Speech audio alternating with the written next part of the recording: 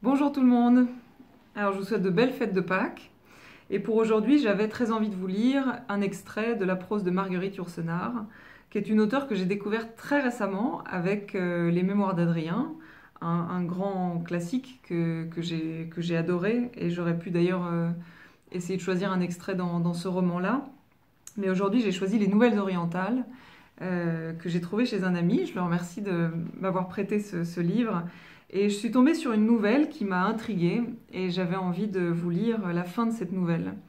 C'est une nouvelle qui s'appelle Kali décapité.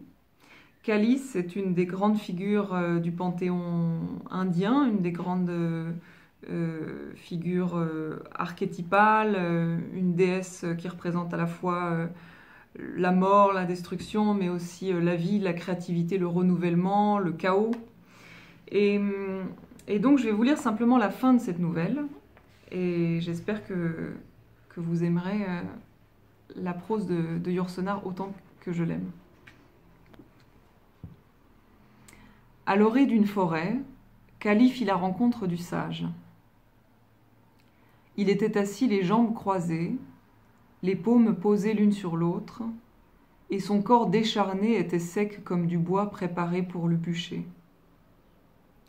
Personne n'aurait pu dire s'il était très jeune ou très vieux. Ses yeux, qui voyaient tout, étaient à peine visibles sous ses paupières baissées.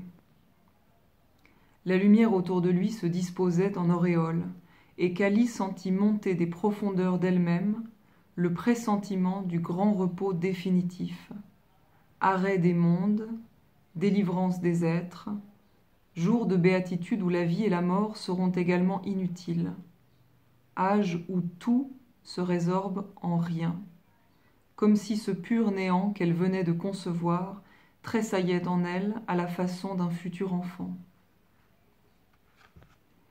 Le maître de la grande compassion leva la main pour bénir cette passante. « Ma tête très pure a été soudée par l'infamie, dit-elle. Je veux et ne veux pas, souffre et pourtant jouis, et horreur de vivre et peur de mourir. Nous sommes tous incomplets, dit le sage. Nous sommes tous partagés, fragments, ombres, fantômes sans consistance.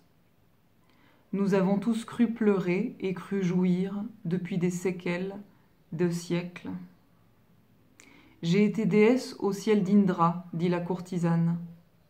Et tu n'étais pas plus libre de l'enchaînement des choses, et ton corps de diamant pas plus à l'abri du malheur que ton corps de boue et de chair. Peut-être, femme sans bonheur, errant déshonorée sur les routes, es-tu plus près d'accéder à ce qui est sans forme. Je suis lasse, gémit la déesse. Alors, touchant du bout des doigts les tresses noires et souillées de cendre, le désir t'a appris l'inanité du désir, dit-il. Le regret t'enseigne l'inutilité de regretter. Prends patience, ô erreur dont nous sommes tous une part, ô imparfaite grâce à qui la perfection prend conscience d'elle-même, ô fureur qui n'est pas nécessairement immortelle.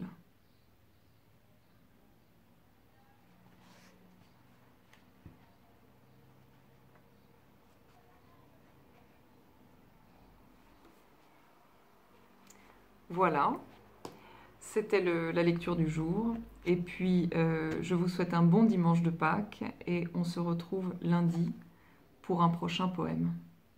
Bonne journée.